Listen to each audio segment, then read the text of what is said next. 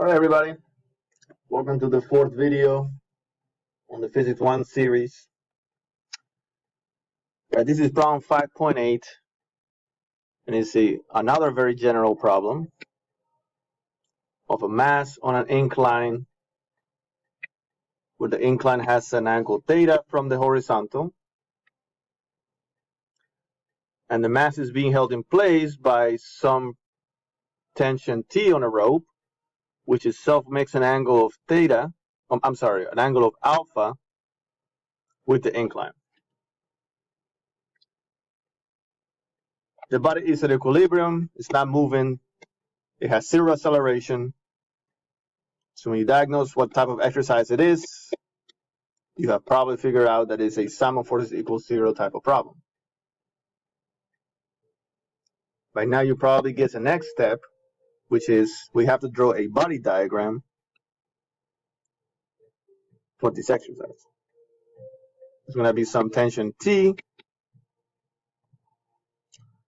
the weight of the incline, and some normal force N.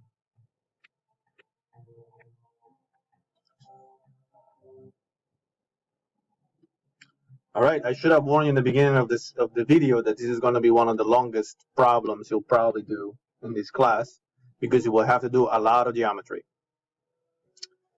So the geometry that's important in this type of problems for these inclines is that we want to do a transformation of coordinates to keep it simple for us and say that the x-axis is along the incline while the y-axis is completely perpendicular. This is very useful in problems where you try to find out how much the mass slides down or slides up. And we'll see that in this problem can also be useful for other reasons. All right, so to be able to write this down in this x and y components, it's useful to break down the weight, which is straight down, into its new x component and its new y component.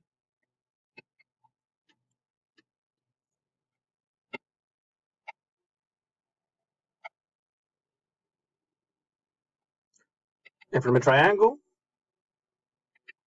I know that if this is theta,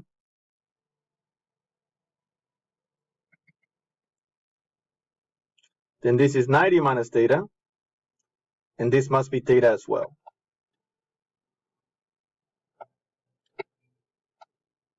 To get the final result, that the weight can be broken down into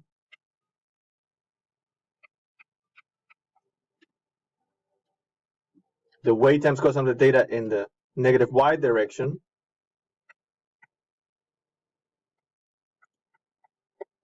and the weight times sine of theta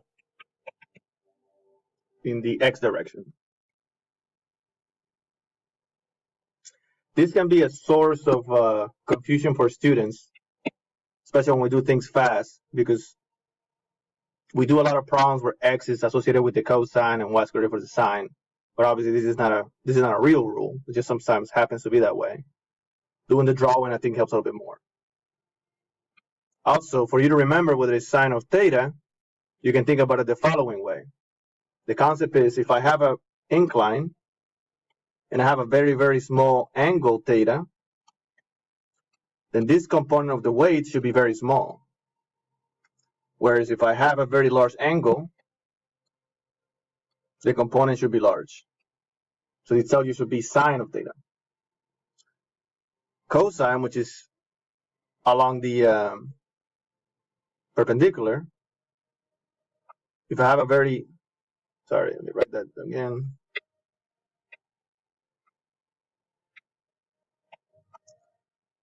When I have this very small angle, the weight in that direction is large, whether when I have a very large angle, it's not as much. Anyway, just a nice concept idea so that if you don't have time in an exam to try to remember exactly how to draw this whole business over here, then you can remember it from just concepts. All right. At this point, you can pause the video if you need to review what just happened.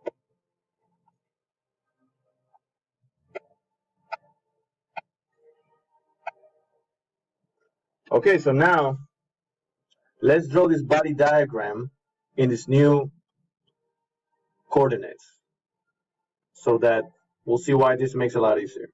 So now we have a normal force N. We have a weight cosine of theta in the negative y direction.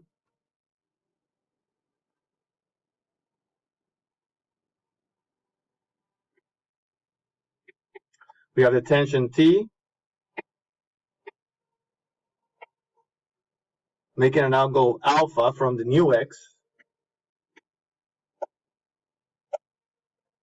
And along the x, we have the weight times sine of theta in the x direction.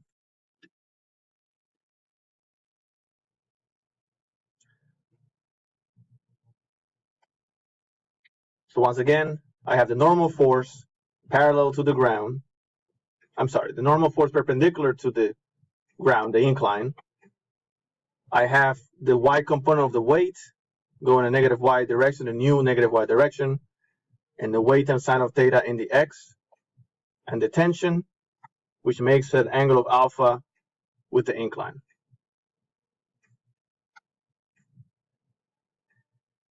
All right, after this, I have to set up my sum of forces in the x and in the y.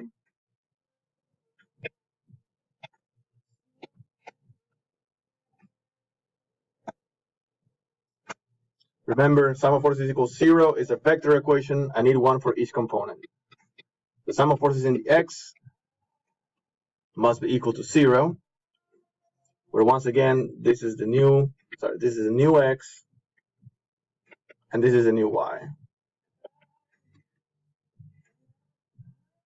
So negative w, the weight, times sine of theta, plus the magnitude of the tension times cosine of alpha must be equal to 0.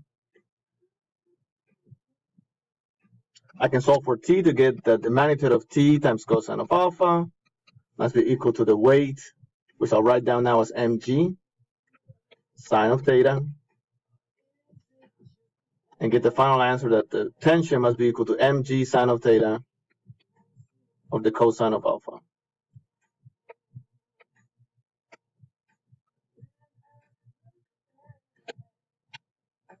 All right. I still have to write down my sum of forces in the y being equal to 0. The normal force is N, completely in the y, minus the weight mg times cosine of theta, plus the magnitude of t times sine of alpha is equal to 0. One important concept here is N is not going to be completely equal to mg times cosine of theta, because I also have another force that, and I also have the tension acting on the body. All right, so now I can solve for N, the normal force, and get mg cosine of theta minus t sine of alpha.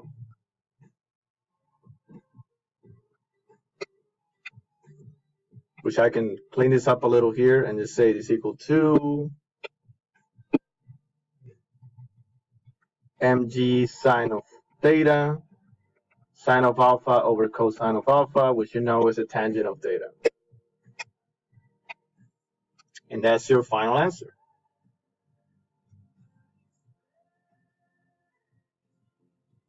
If you plug in the numbers, you'll get that the tension will be equal to about 5.46 times 10 to the 3 newtons. And then the normal will be about 7.22 times 10 to the 3 newtons as well. All right, so to summarize, or recapitulate, I hope I'm using that word right. All right, so first we diagnose that this is a sum of forces equals 0 exercise. And then I had to draw a body diagram for this body. But since we're going to have new coordinates of x and y, it is good to first break down the weight into its new x component and its new y component. And you're going to see this a lot in a lot of incline problems. So it's a very good result to just pretty much memorize.